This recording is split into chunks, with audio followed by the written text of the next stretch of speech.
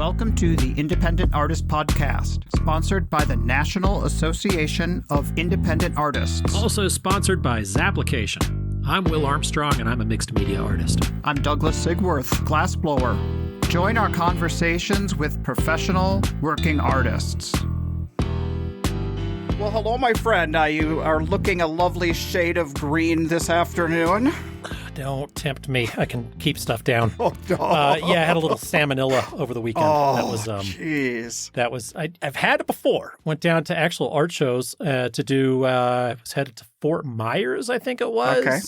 And had a week to kill in between and ended up having a bad oyster. It's almost like the dog, like trying to get something out of the dog's mouth. And it's like, no, I'm eating this cat turd. And it's just, I don't know why. Like my mouth just kind of went into overdrive, and it just kind of took over and did its job and swallowed that oyster, and it got right there in my throat. I'm like, oh, that's a bad one. That's not good. That's bad. Oh. And it didn't shake me off the oysters, but I think it was egg or salad greens, something. I don't know. Either way, it puts you on a weight loss routine, right, for the weekend. Oh, yeah. Am I looking a little thinner? You are. A little cheekbony. Looking pretty good, man. Yeah, man. It's Will's weight loss program. 5 pounds in 3 days, my friend. Awesome. Yeah. Well, it is good to see you, even if you are suffering a bit. It seems like it's been quite a while since we've touched base. Last show, Bayou City. That's funny. It does feel like a while, but I did just see you a couple weeks ago, or was it 1 week? How long ago? Well, I think I've lived a lot of life since we were in Houston together, so this will be a good opportunity to catch up a bit. Absolutely. It was a one-day show, really, right? It's kind of turned out that way, yeah. Typically, it's a big full weekend, but with the rain and everything else that was going on there in Houston, it just, it ended up being incredible for me Saturday, and then literally nothing on Friday, and then eked out a few on Sunday. So I had a good weekend. Tell me what you think about this. I never really felt like it like downpoured. It was like it just drizzled on those days that they said it was going to rain, and it would have been fine for most people, but the weather person scared people away. It depends on the crowd. Like I was at a show in Indianapolis one time. Okay. I don't even remember what it was. Maybe is Talbot Street an Indiana show? Yeah, yes it is. Yeah, it was Talbot Street years ago, and I was like, I looked at the weather in the morning, and I was like, oh, sweet, looks like I'm packing up early, and because it was one of those where you look out the hotel window and you can see the pattern of the wind and the rain, just like you can see it just like washing. I mean, it's just buckets coming down, and I'm like, all right, looks like I'm going to pack it up early. Went down there. The streets were jammed, like nothing, no umbrellas, no raincoats. They're just standing out there, baby carried, baby drowning. As long as they were pulling out wet dollar bills out of their pockets, that's all we care about. Exactly. Just pulling out of undies. Like, what is that? What's that show in Virginia Beach where they're like, do you take these wet undies out of the bikini tops? Top of my bikini? Jesus. It's a nasty one. Oh, man. It ended up being a pretty decent show for us, too, but this isn't typical for us, but we had after sales. Do you typically get aftershocks? Aftershocks. Yeah, we had some after sales going on. Yeah.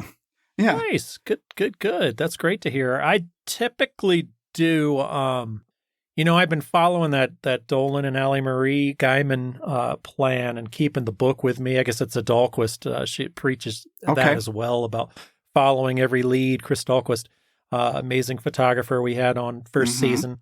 But like taking that book, keeping it in my back pocket and writing down the leads and following up on the people. I only had one really, and I'm still, we're still in the foreplay stage, but we'll see if I can close it. Well, coming up here, a future episode, I did a recording here because I'm going to be heading out quick, so I needed to get an episode under my belt. I talked to Julia Gilmore, and that's one of her techniques. She says she will get people's names, and she will keep contacting them until they either tell her that they've changed their mind and they don't want to go that route, or they buy a painting. And that's really interesting because I've always been a little bit afraid that I'm going to be bugging somebody to death to, it's like maybe they're blowing me off or something. But, it's that fine line. That's interesting.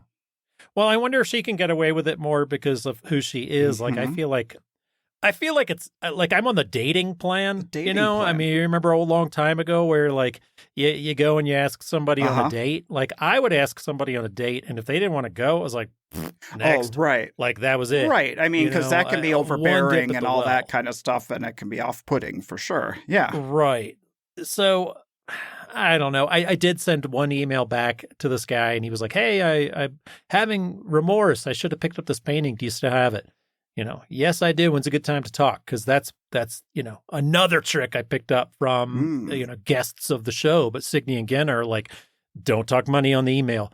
Get them on the phone, because you got to close it on the phone to close it, because otherwise they're thinking and you don't know what they're thinking, and you can hear it in their voice, etc. So I tried to, you know, get him on the phone, and I think that might have scared him off a little bit. And now I'm kind of in like, hey, do you remember me? Tex, I sure did have fun last night. I thought you were really handsome. So, would you like to swipe left? Is it swipe left or swipe right for yes? But whatever. You know what? I don't know. I don't either. I said that to my wife one time, and I was like, what is it? Swipe. She was like, she just patted my leg. She's like, you never need to know about that. Never. I'm protecting you from all of that, honey. Right. You know, we had a pretty good weekend. We had a good neighborhood. It was nice seeing everybody again. I hadn't been at a show for 9 frickin' months. Yeah, so I mean, it was really great to be out there. Nice. We had some guests of the show kind of in our neighborhood, and then some young, kind of up and coming artists too that I could really got a kick out of seeing. I don't know what that kind of wave was, but I definitely felt like there was some new talent in the neighborhood. Nice. I thought there was some really cool folks, kind of traditional / contemporary African basket weaving. There was some painting that was happening. Nice. It was a cool neighborhood mixed in with some old friends and made some new. Yeah. So cool. Anyway, it was an interesting show. Here's an incident that's never happened to me before. Oh, yeah? So I had my booth set up with an opening in the back because I had back stock. And they shoehorn you into that show pretty well. That's for sure. I mean, they give you 10 feet and that's it. Like I think my neighbor got 9'8" because they were the last one to show up. But yeah, or 9 foot, 11 and a half or something like that. Well, I was trying to push in because I my spatial recognition is pretty good at this point. I could tell you what 10 feet is. Like, okay. They'll tell you, like, you're taking an exit, and they're like, the exit is in 600 feet. I'm like, ooh, that's 60 art show booths. And so, it's anyway, all in I'm reference to that. Yeah, better merge. Anyway, I've got a double booth at this show, and I put a little partition in the back that you could get to the backstock. So it's a little door, and it looked real inviting to a gentleman that he just was like stumbling in, this real old guy, and just went right through the back of my booth. I was like, excuse me, sir. And his wife goes, he's going back there to pee. I was like, he ain't. And I ran back there. I was like, I was like, put that back in your pants, sir. Get out of here. And I laid into him. My God, that's hilarious. So I know it was really nasty. I was really mad. I was pissed. Yeah. But bump. So no, I don't know, man. I'm like, if you can't make it 10 extra steps to the porta-john that I can see, or you can't ask somebody about it, then you need to be wearing a diaper. They make products for that, sir. Hit Absolutely. the road. Get your hillbilly ass out of here. Yeah, right. Well, I think it comes with that age. I think there's a little bit of the dementia starts to set in, and all of those things that we remind ourselves as social rules, they go out the window. I guess. I mean, but I kind of always thought that would like apply itself to like cutting past the velvet rope while they're making an install at the museum. I'm old. I know I might not make it. I'm going in now. Like, maybe that kind of thing. But like, I don't know. It was peeing behind your booth. Not so good. I don't know. It just makes you feel bad about your life decisions, doesn't it? Like it just makes me like, whatever. Nobody's going into my brother-in-law's law office and taking a whiz in his potted plants. Yeah. It's just ridiculous. Yeah. Anyway, I've had. Luckily, I had a nice long soaking rain after that, so it washed everything down, and everything went starting out fresh. Fresh like a daisy. Cool. Well, we actually, like how in the past things have always kind of been similar and predictable. And we've just had like these new experiences just kind of like pop up that we're just like kind of go with. Like, for example, Sunday at like 3 p.m, we looked at each other and we said, you know what? Instead of driving all the way home and driving all the way back, which was our plan, let's book a flight. So I booked a flight home 3 p.m. for the next day. And Very I mean, it was nice. just like, boom, just like that. It had the thought and we did it. Yeah, high roller. Look at you. Just Well, chartered a jet. I wish, right. I actually did think of that aspect. I thought of the money aspect, and I sat down and I calculated the gas mileage and how many miles it was to home. And if it was maybe like $50 more for an airline ticket than to actually drive, and you factor in the time, it's a no-brainer at that Even point. the day So, before. Like even buying it the day before. The day with before. gas prices and everything. absolutely. Huh. Yeah, Yeah. it was really reasonable. And tell you want to tell everybody the big plan that I hooked you up with, or That should I is tell why them? I decided, by the way, to fly home. But I thought this was one of the Will Armstrong Right on. secrets that I wasn't allowed to divulge. So yes, tell the Now secret. I'll tell you, because it's the same. That doesn't matter if you get stacked up behind whatever. So what you got to do, you go to the dealer. Mhm, It's always yeah. the dealer, right? And you go to the dealer and you put your van in there and you get an oil change. And yeah, they're going to charge you twice as much for an oil change, but they also have like 4 times the security. They're not going to cut your catalytic True. converter out underneath. They're going to put it in a fenced-in area. Happens to you every time. Also, the dealer, pick the dealer closest to the airport, and they've got a shuttle. They'll take you to the airport. That was a So beautiful suggestion. We did it. It worked out perfectly, and that's exactly what we did. Nice. Yeah. So for Good man. $25 oil change, that offset the whole parking for 3 weeks. $25. Okay, 19. I don't know. I'm pulling a number out of my hat. If it would cost you $200, if it cost you anything on that big No, van. it actually wasn't that expensive. But anyway, it was reasonable. Okay. It was better than 3 weeks of parking. So there you go. Perfect. Yeah, 3 weeks. It's somewhere you're paying. You know, your money's going towards something, right? Right. It's going towards an oil change. Get your tires rotated. Get a little spit polish. Yeah. You're good to go. Not only did we come out of it with an oil change, we're leaving with a new van Hey, from that dealership. That dealer. They had Goddamn. one that came in the night before I called and checked on it. We bought it over the phone with texting, photos, and all that bullshit. So Awesome. we're going to That's be what driving you out of there with a needed. who new van. We're going to sell our trailer. Sweet. Good Yeah, man. yeah. That's fantastic. Well, so we flew home just in time to get another Wisconsin blizzard. We had so sick of this. a foot of snow, heavy snow, lost power for overnight, and broke like 50 trees in our yard. So it was a fucking nightmare. 50? We're in a wooded area. Huh. We got to have some major tree cleanup come out. That's not cheap either. Welcome to homeownership. True. Hey, before we change the subject off of Bayou, I wanted to talk to you. It gives me a good opportunity to bring up this subject of breakdown. Yeah. Right? Mhm. So Bayou doesn't have it easy. I mean, they really don't. No. I mean, it's like it's one trail that goes in. Sometimes it's like right off of a cliff. You know, it's a big slope behind the booth. There's nowhere to go. Yeah. It's one way in, one way out. Everybody has to go on the same route. Everybody has to go in the same direction, right? Yeah. I mean, it's a nightmare. And if it's they don't have it easy. clogged, the whole thing stops. I mean, really. Right. Yeah. Right. So that being said, it is the most, like, I've done hundreds of shows, right? Yeah. I've been doing shows full time since 2002. Yeah, right? absolutely. So we didn't recognize my 20th year last year, but you know, we have where's my cake? Yeah, there you go. But where's my watch, Douglas? Where's my watch? Well, next But, will come your retirement, so let's just keep it rolling. That's right. I've definitely got that on the books. All right. So, like, I've done, you know, take Atalaya, a beautiful little show down in South Carolina. Yeah. It's a lot of craft and a lot of locals, and it's a charming little show. It's inside of a castle, like Really? where this artist used to live, and they've got kind of the ruins of this castle that you're going in. It's up like a 1-story, and some people say it's like, well, it's ambitious to call it castle. I'm like, no, F you. It's cool. It's a cool little location. And it's got this courtyard and the stone wall around it. And I've been at that show when a hurricane was coming through, and you're dollying in on this one little pathway all the way through, and everybody's using the same thing. Okay. They don't micromanage it at all. They just, just get out of here. Still, here's the doors. Yeah. Here are the doors that you can come in. Here are the doors that you have to leave. And they don't do anything. We all respect each other for the most part.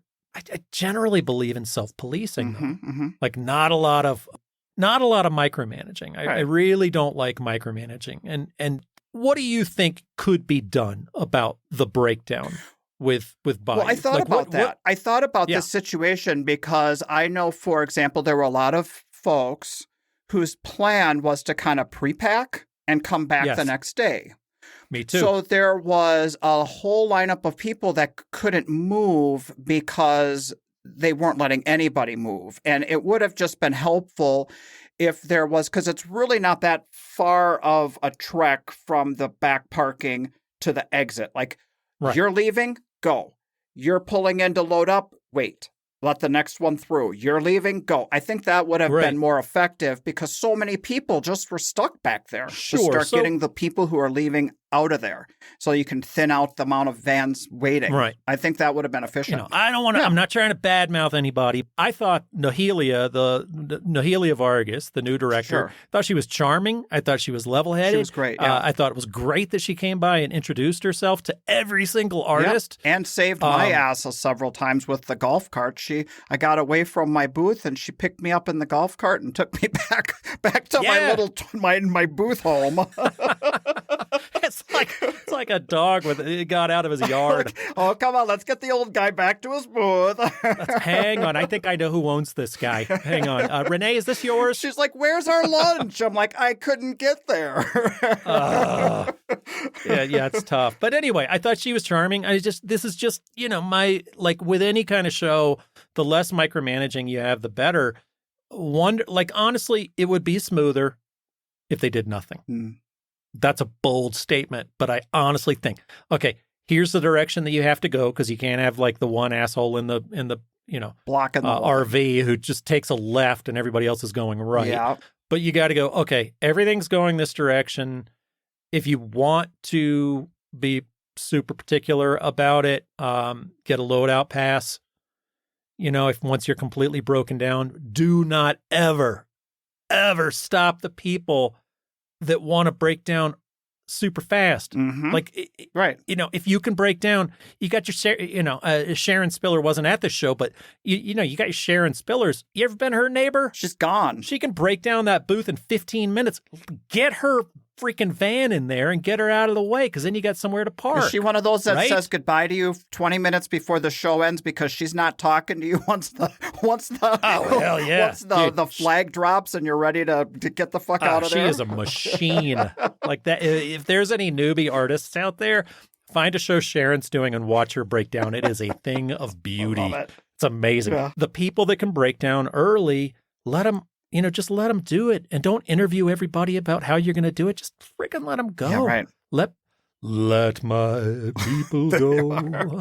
But that was a little bit, and I mean, we're being constructive. I mean, it's a positive. We want to help. It's a great show. It's a killer market. It's a great show. Houston is awesome. So we don't want to, we don't want to be wet blanket or anything, but there are improvements that can be made. And a great new director. Absolutely. Too. So. Yeah, so I get to my first show of the year, right? I mean, it's been, I guess, what is it, a 14-hour drive, 13. I got 10 in the first day, got up super early. So, I don't know, I'm getting to the show around 11:30 or 12 to set up the day before at Bayou. Yeah. I had rented a white van. So, typically I've got that big truck, but I'd rented a white van because I had to. And car troubles. But alert goes off on my phone. Amber Alert. Okay. It says that some little girl has been kidnapped. She's in dire straits. I don't know the wording, whatever. Yeah. But there at the bottom of the Amber Alert, it says, unmarked white van without state plates. And was that like, would be Will Armstrong's van. oh, that he yeah, rented. hell yeah. I'm looking around the parking lot. I'm like, I think I count about 42 of these, just looking. Right. I'm like, that's bad news, Houston. Oh, You're going to get a lot of missed calls on that one. Oh, man. And then I got into the show and I'm like, I try to be nice. I try to be kind, and I get in line for the thing, and I'm like waiting. So you're talking registration when you're in the hotel? Yeah, okay, gotcha. Let me wait in line again. And I got I've been there for 5 minutes, first show of the year, and I already tell somebody to go fuck themselves. You can't keep it in, can you? Well, I don't. I just, I think that's the... You'd be like, I just was like, hey, somebody asked me about a show that I didn't get into. And I'm like, how come you're not going? I was like, that is like asking a woman why she doesn't have kids. oh. Like, you don't freaking do that. Like, it's just Right. one of those things you do. You don't ask a woman if she's pregnant. She has to tell you first. Right. That's part of my code, Yeah, right? right. It's part of just living. The other one is like, how come you don't have kids? You never ask a woman that either, or a man. It's just you just don't. Right. You know what people are dealing with. How come you decided not to go back to this show? I'm like, I decided. Someone decided for me. Yeah. A group of 5 of my peers got together and sat down and decided I was a piece of shit. Thanks. Thanks for asking. Thanks Not for my pushing me year. on that. Not my year. And then she also asked, she's like, please don't put this on the podcast. And I was like, oh, it's going on the podcast. This is going on the podcast. I don't have any control. But anyway, I met some lovely people, new folks, some fans of the show came by. I thought that was sweet. That was really kind nice. words. I mean, I feel like I've been in a bit of a bubble for the last 9 months out of the social in-person thing. And it was just really nice to look into people's eyes and talk to them again and have, it's different than sitting on the couch and watching Netflix. And Well, you got to get that ego stroke. Even if you don't have the greatest show in the world, people come by, tell you you're great is not too bad. Yeah, it's pretty nice. It's good for the mood. That's for sure. Well, it's necessary. You need that's part of that yin and the yang. It's like the introvert of the studio time, and then the extrovert of getting out there and being told you're so wonderful. You're so beautiful, Douglas. You're so lovely. Look at him, everybody. I know. He's right there. Can't help it. All right. So yeah, so another thing that happened. I was going to ask you. I can't seem to crack the jury on the show, but you got any thoughts on Jazz Fest going cashless? Well, I mean, that is something people have been talking about. I mean, I take them at their word. I mean, I believe that if they say it's about wanting to cut down on theft, fine. I mean, it's okay. I mean, do you get a lot of cash at the shows? No. I hardly get any cash. I never take cash. Never, ever. I have never taken cash, None. Douglas. No. I don't take cash because I don't like to have the target on my back of having cash in hand. Cash is... What? What? What? I was standing on the corner of Ontario and LaSalle in downtown Chicago. Oh, right. You ever been to that hot corner? But if I saw you standing on that corner getting paid cash, I'd be a little worried for you. It's me, then a guy counting out $3,000 in 10s and 20s that looks like he pulled it out of his food truck. You're like, no, we're good. I'll count it later. We're good. We're good. And then on the other side, there's a guy who has put a couple of quarters into the newspaper box, taken the stack out, and is selling newspapers that he's stolen. All right. And he's like, 10, 20, 30. I was like, get in the fucking booth, dude. This was like, you gotta be kidding me. Back of the booth. Then you can count it out. that was back in the day when I took cash. A long time ago. I don't take cash anymore. No. Yeah, there's a lot of counterfeit bills floating around there. There's a lot of people doing their thing. I don't have any problem with a show doing however they wanted to do it. No, I don't either. And I mean, you see pictures of people standing, shoulder to shoulder. Pickpockets are there. Artists, vendors, whatever, different booths are there of different types were marks. So, I mean, a woman wrote on social media that she watched a neighbor go to zip up her tent one night, and she kind of fell off of her stool, which was a big deal. And people were helping her, but in the chaos, somebody ran into her booth, stole her money bag, and ran. I mean, so this stuff is real. It's not like it's just like an anomaly or anything. It's real. Yeah, it happens all the time. We're marks, so yeah. I don't have any problem with it. Jazz Fest lets me in the show and be like, you're going to have to wear taps, and every 2 hours you're going to have to come out and do a little dance with a bow tie and no pants. I'm like, okay. Will do, yes, sir. Ma'am. Here we go. Da, da, da, da, da. I don't know, man. Whatever you want to do. I just don't care. That's right. Try not to get too worked up about it. Right. And like you said, I mean, it's a show that we want to do. So it's like if they say this is the way it's going to be, okay, all right, that's fine. I don't see. I don't like to make controversy where there's no controversy, and I'm certainly no conspiracy theorist. True. So hey, I would like to tell you that it is. It's never a good idea to go on to Dr. Google and just start looking up stuff that you are wondering about. Oh, let's say like certain joint fusions in your ankle, that sort of thing. Have you ever used Google to solve your medical mysteries? Oh, yes, I have a torn rotator cuff, brain cancer, I'm losing my hearing, I got glaucoma coming in. Oh, don't forget about the balding part. Oh, the balding? That's part of the brain cancer. It's my tumor. It's just eating through and giving me this flesh yarmulke. Right. It's always wanted me to just have like that little disc, that monk's disc back there. There you go. Yep. Oh, yeah. Anyway, what do you got I there? looked up one of my joint fusions in my ankle. I looked up a talonavicular fusion, and I watched this cadaver foot get surgery on it. They showed all of the steps and the drilling the screws into the. Let's just say I got a little less impatient with my healing after watching that one. It was just intense. That's nuts. I looked at the medieval torture device that they used to bring the Achilles back together. It's like these reverse pliers that they've got like multiple people on either side of this thing, like pulling. Like physically pulling it back together. I'm like, okay, that's good.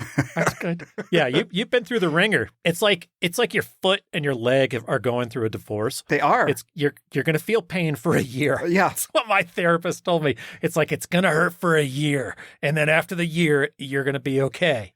I think if I would have remembered the doctor telling me that this was going to be a year-long process, I would have maybe reconsidered, but now it's like I'm into it, so there's no turning thing back. But yeah, my last doctor's appointment, the first thing, the good news was your surgery was a 10 out of 10.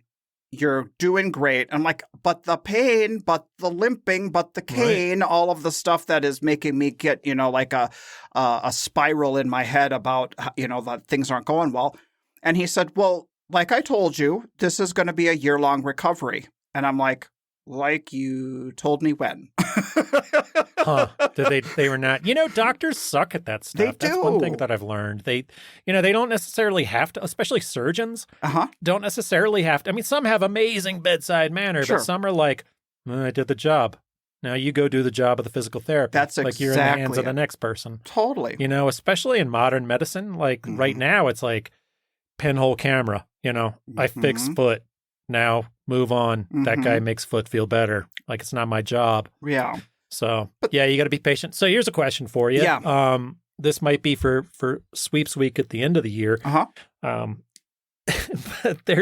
make a lot of sweeps week jokes, but there's no sweeps week in this. No, there is not. Podcasting. Yeah. All right. So anyway, my question is, do you think you'll do that for the next foot? It'll happen eventually, for sure.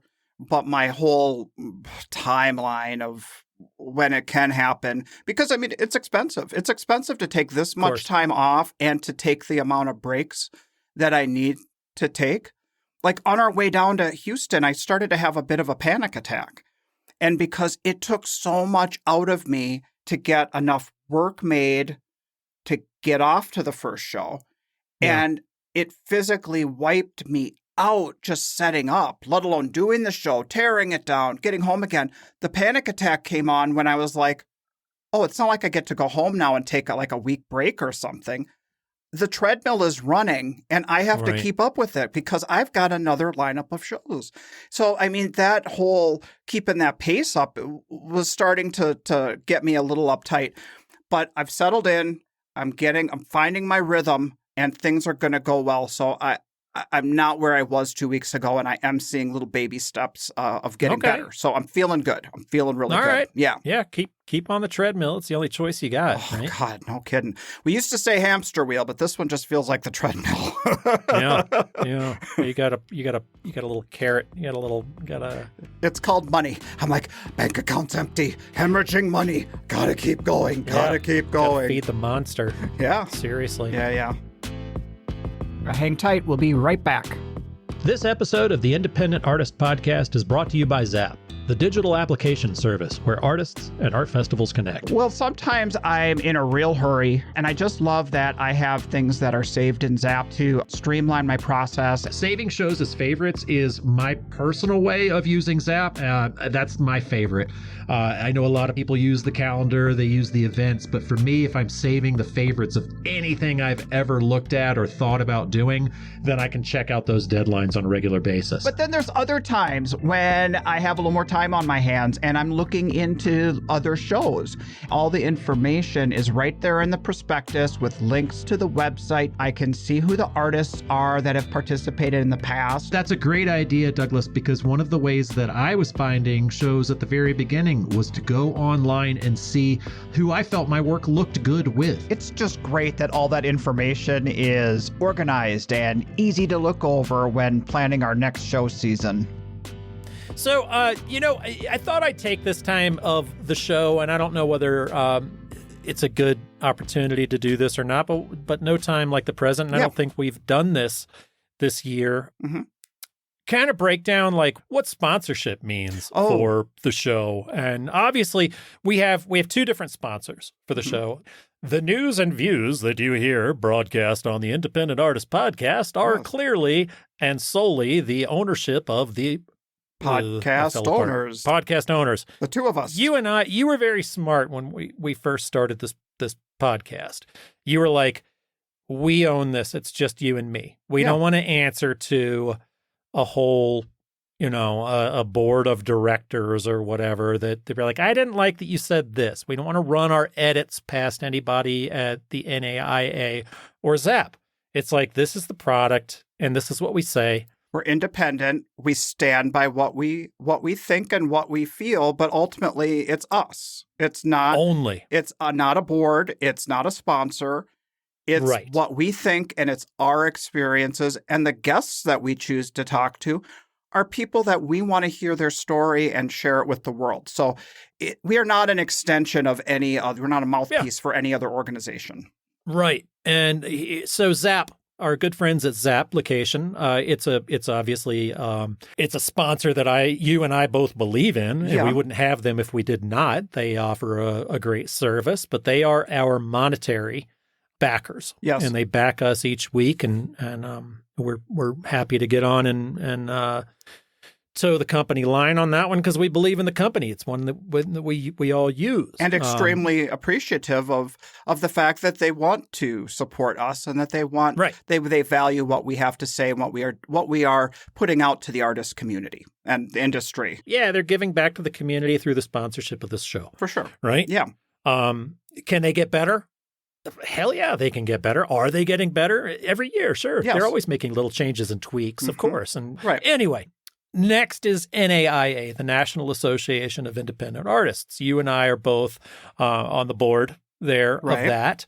I don't go to any meetings, but it's become hard for all of the board members because just being professional artists is a frickin' hustle. And so we do what we can on our volunteer time, all of us, to help promote the art fair industry. And that's really what we're there for. Anyone can be a part of the NAIA. Mm-hmm. It is not a membership. No, it is an advocacy group. It's just a ragtag group of people that maybe never even have dinner together. You know, it's like, hey, I want to be involved. I want to be involved. It's like, our good friend Ben Fry, I've known him for years, asked me to be a member of the board sometime back. Yeah. I don't think he's regretting it yet, but it's just it's a group that steps up and is a voice for people that need a voice. Be like, hey, this happened. Can you help me out here? Mhm. Yeah, sure. We act as a board that takes observations from the art show world, and we communicate the needs of our industry to shows, to the community, to whatever, anything that can help the economic stability of artists who want to show their work at art shows. So whether you feel you're a member or a part of the forum or just somebody who goes to shows, you're benefiting from the fact that NAIA identifies things that could make the industry better and advocates in that regard. Right. Sure. So they were on board when Zap came around, and they were on board when lots of different things have happened, whether it's a controversy with somebody filming somebody's booth, somebody stepped in and were like, hey, I'm not comfortable advocating for myself anymore because I'm being called names by these people, and this is happening and that's happening. So basically it boils down to this. You and I both believe in the group, so we give NAIA free sponsorship. All boats rise as one. You know, they've got a voice. We have a voice. We believe in what they're doing. Most of the folks there believe in what we are doing. So maybe not everything I say. Well, but who the hell does? Right. Well, one of the things that we have offered as being part of this partnership with the NAIA is to talk about the advocacies and the things that they're working on so that we can share that. It doesn't mean that is we are that. We are, you know what I mean? We are not the board. We are not NAIA. We are us, but we will talk about, for example, the work that's being done with emerging artists and helping shows build emerging artist programs. That is an important part of our industry to get younger people into the art show world and becoming earners on their art. And keeping the shows fresh. And keeping the shows fresh, right. I thought it was really cool to walk around Bayou this past, a couple weeks ago and to walk around and see so many younger, fresh-faced artists. I'm like, man. New blood. New and exciting work. I mean, some of this work that's coming out is just like, we haven't seen this stuff out there, and it's so great to have that kind of, like, she wasn't at this show, but like Kina Crow's niece, Hannah Flower. It's so great to see a young person with her kind of talent being able to be in the emerging artist shows last year, and now she's getting into amazing shows. Her lineup this year is going to be great right out of the gate. So it's really important. Yeah, and so that is one of the reasons that we're having Camille Marchese come on to the show. She had a really successful emerging artist program that went on, and she handled it a little bit differently, and I'm excited to talk to her about it. So yeah, absolutely. Artists sometimes don't work together, but this particular program, she got a lot of people on board, and it really seemed to work out. So I'm excited. I know that the initiative that her and Cindy Lyric worked on for this was the fact that in the past, a lot of emerging artist programs were, okay, you're good enough to be in the emerging artist program. Here's a booth, figure it out. And this is the next step. It's a little bit of hand-holding. It's a little bit of mentoring and teaching and really helping them to launch. And that's what we need. We need to have new blood be able to launch and get into this market. Yeah. I mean, I really enjoy mentoring. I've mentored a couple of different people. I've got a photographer that I'm mentoring right now that,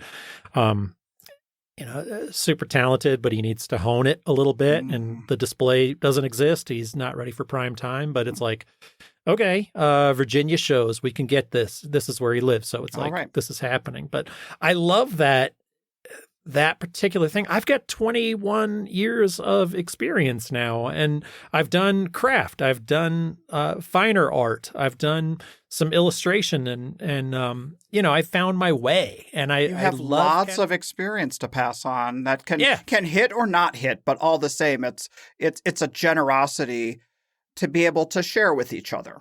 Yeah, that's part of what NAIA does, and I believe in it. I do. So I believe in that too. Absolutely. And I don't know. You look at that group. What do we got? Like you and me and Ben Fry and Farhana and Amy Landsberg. Diane French has been around forever doing every different kind of art show. Evan, we've got Evan some and new Reiko blood. and Evan Reinheimer and Reiko. A killer group of just a ragtag group of people that all believe in all boats rising as one. Yeah, those are the artists. And then for show directors, Sharon Tanner and Cindy Lyric and Camille Marchese kind of give us the balance, give us the other side of the thing. So if it's like, are we getting a little over our skis here as artists? And they can say, well, here's the balance, here's the flip, here's what it's like from this other side of the industry. Yeah. So we can kind of work together. Am I just angry here because this guy's a douchebag? Or are you talking about yourself there, Will? Are you the douchebag? I'm not the douchebag. You're not the douchebag. I'm not the douchebag. There's a douchebag out there. Well, There's hey, a douchebag.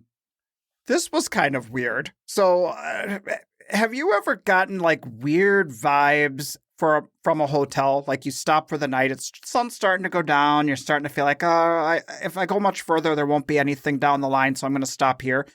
And there's really no reason that you should have these weird vibes about the place. But something about it just gives you the frickin' creeps. Like somebody died in that room, or you're gonna get robbed or murdered or something. Oh yeah, I listen to those all the time. It happens to me a lot of times in sushi restaurants. If I get a bad vibe, I've been known. I'm like, the temperature is not right in here. I don't like the carpet. I got to get out of here. So yes, that happens. I'll get bad, and it's not haunted as much as it is just I'm a little salmonella gun shy. Then you're like, oh my God, I just ate a bad oyster. I think I'm gonna be sick. That's right. So being home here for a couple of weeks, getting ready for the next show, we got called up for a couple of wait lists. Boy. Yeah, so it was good, but it was also like, you kind of have your head on a plan for what you're gonna do. And then you're like, well, do I cancel a show I have existing to take this other show that I would have rather been in? Do I try and fit it all in? I mean, how do you handle stuff like that? Narcissistically. You take it all? Yeah, I think you got to go for the one that you want. Yeah. Sometimes I've committed to shows where I'm like, I mean, if it's a super biggie, then I know where my loyalties are going to lie. I'm like, I got to go with the proven track record one. Yeah.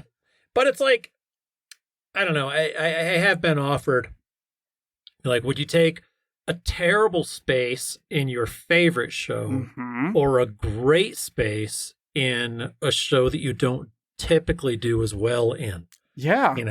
And I don't know. You want to be on Broadway, you want to be off Broadway, there right? You go, yeah. I mean, be on Broadway every time. So you got to do what's right for yourself, as long as you're not, I don't know. The best thing you can do is as soon as you figure it out, let the other show know. It's like, Dear John, I've decided. Yes. It isn't going to work out this time. Yeah. But I don't know. I guess we accepted, and we're going to let the chips fall where they may, because, we loaded it up, and we can't make opportunities appear out of thin air. But if we've overcommitted ourselves, then, I guess, like you said, it's not our job to do art shows. It's our job to sell the artwork we've created, right? That's the great quote I got from my buddy Matthew Nafsker, our friend Matthew. He's like, our job is not to do art shows. Yeah. So I was talking to an artist who got into a huge show this year, and I don't want to mention her by name because I'm gonna make fun of her. Okay, there you go.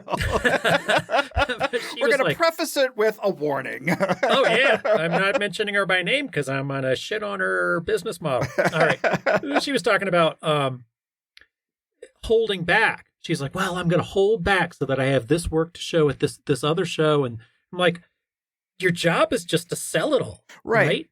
So if you sell it all at the first show of the year, you're done. There you go. Take a nap, regroup later in the summer. We've all been to an art show and seen, unless you're a photographer, you can't just reload and restock the booth. You can do a show every weekend. And I'm not trashing on photographers. They have their own unique business model, right? Yes, thank you very much, sir. I'm helping you out here, Will. Putting words in your mouth. I was like, how do I say this? Like, I got a lot of friends out there. All right, but they can it's going to take some time, especially if they're not digital, to run the whole process and go through the framing. That being said, I can't reload. Yeah. It takes me a long time per painting. I gotta take some time. That if I sold out at Bayou, do you think I'd be gnashing my teeth that I didn't hold back some work for these next shows? I'll sit in my studio. Right. So anyway, she was like, "Don't worry, I've held back work for this and that, so I'll make sure that I still have a show." I'm like, why would you go to so many shows if you can sell them all in one or two? Just sell it, baby. Just sell it, because who's to say? Right. Like you go to the show and you get perfect weather. And the show that you're holding it back for, somebody walks by and has something in mind, and it's I don't believe in holding it back. I mean, it all. It's kind of like what happened to us on Sunday in Houston at the last show. We are doing 2 Houston shows. One's a suburb, one was in the heart of Houston.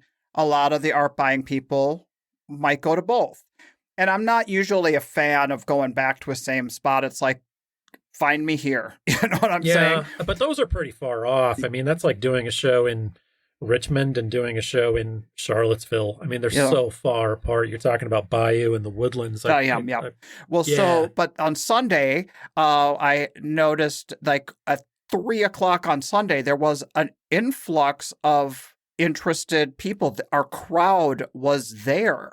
Okay. And I was really reticent to be like, like they felt like, well, they're not just going to walk in and just drop $5,000 just like that. They needed to settle in. It needed to land. They needed to process, whatever. And I didn't want to give them an out. I didn't want to say, well, we'll be here next week. So you have 3 weeks. You have 3 weeks to think about it. Right.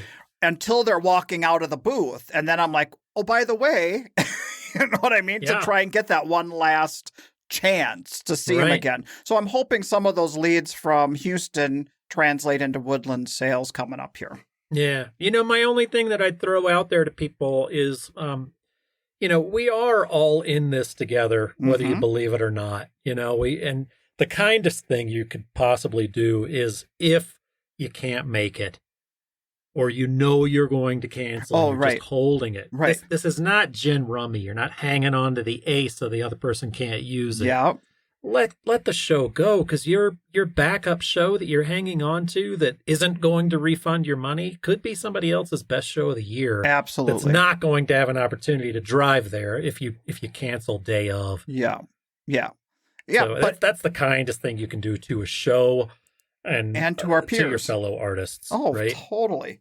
Yeah, for sure. As of right now, heck, we're loaded up, so we're gonna go and we're gonna try and do it. Hell, you're not just loaded up. You're loaded up and already in Houston. That's right. Exactly. Yeah, talk about 1 foot in the door. 1 foot in the door. One limping foot on the door. Coming back to which that. would you say is get on the good foot? Which one is the good foot? Just a good foot. It's hard to say these days. Yeah, the rebuilt one or the other piece of shit. Well, we've had a long talk here. We've turned this into a whole episode. But before we go, we've had a bunch of losses come through the art fair community in the last month, and I didn't want to end this episode without acknowledging some of the really great artists out there who have passed. Yeah, we don't always get a chance to mention all of them, and sometimes we get to talking and we forget. Yeah. And we don't get a chance to mention everybody, but it is important, and some of those have hit pretty close to home, especially to this time of year. Yeah. So, let's take a minute. Michael Mazzo. I mean, I was neighbors with him years and years ago, and I was a little bit intimidated. His work is phenomenal. To me, it's just the top, and such a wonderful human being. And it's just sad to see him go. Man, you know what? I am not on social media as much as I used to be, and I didn't realize he had passed. I am familiar with his work. Phenomenal work. Real talent. Yes. And just a really kind and generous human. And I just really I was neighbors with him at one show, and it just kind of stuck with me that was a really good experience. I wouldn't say we were close or even like we wouldn't go visit each other in our booths, but he left a really big impact on me. His work did anyway. Yeah, and a huge impact on the careers of many and made an impact on the street, right? Yes, absolutely. Huge loss. And also I want to give a nod to Jack Forney, jeweler from, I believe he's from Indiana. Yeah. He was an amazing guy. And I have to say, years and years ago, I pulled into an art fair at Coconut Grove, actually, and I plowed right into his minivan. Oh. By all rights, he had the right to just lay into me. It was my fault. Sure. I got out of the van. I apologized. He was reasonable. He was just a kind human. We worked it out. Insurance took care of things. But it turned into a scene where, I mean, he was just a very nice guy. So yeah. Those things make a difference. Yeah. And we've all been next to artists. And, I want to mention another one that we lost. I didn't realize that David Piper had passed away, and he has had a huge impact on oh my gosh, art shows and his handmade shoes. He and his son have had this business for a while. I wanted to kind of give him a shout out. We've got Fort Worth coming up, and he was a staple. He was there for many years, and the way that show, wonderful show, the way that one works is artists can close at 8 p.m. right, and you're welcome to stay open. And we have electric at that show. Or I'm not fortunate enough to be going this year, but they do supply electric, so you can stay open as late as you want. Right. The trick is that it's like moths to a flame. If you're the one light, all the moths are going to jump in. And so I had long since finished my dinner, gone back to the hotel, gone into the Blackstone courtyard, and gone up to my room, and I've got a view of the street, and I look down, and there's David Piper still fitting people with shoes. Good for him, just man. working his tail off, just fitting and he's basically got a handmade shoe store, and he's trying, just big, like I could see the grin on his face from the 5th floor. And just working his butt off. Just really attentive to the collectors wanting what he did.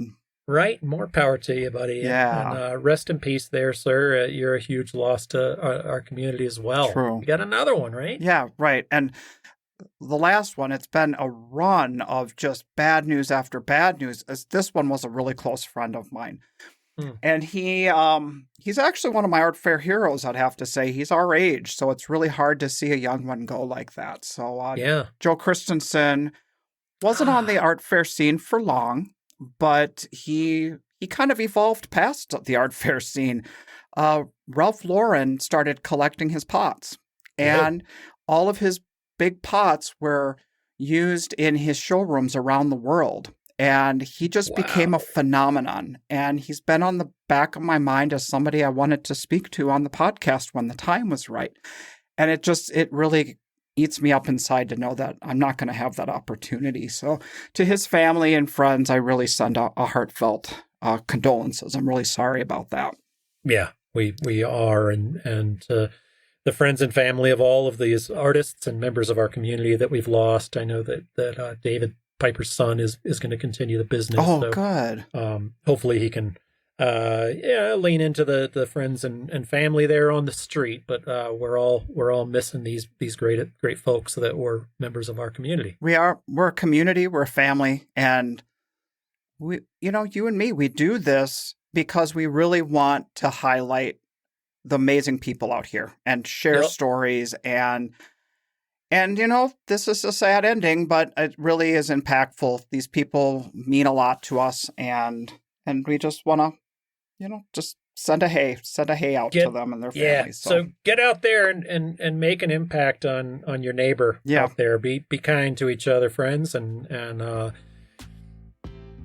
we'll see you next time. Right? All right. I'll see you in South Lake. We'll see you in Texas, my friend. All right. Another round in Texas. Safe travels, bud. Bye-bye. This podcast is brought to you by the National Association of Independent Artists. The website is naiaartists.org. Also sponsored by Zapplication. That's zapplication.org. And while you're at it, Find us on social media and engage in these conversations. Be sure to subscribe to this podcast to be notified when we release new episodes. Oh, and if you like the show, we'd love it if you would give us your 5-star rating and offer up your most creative review on your podcast streaming service. See you next time.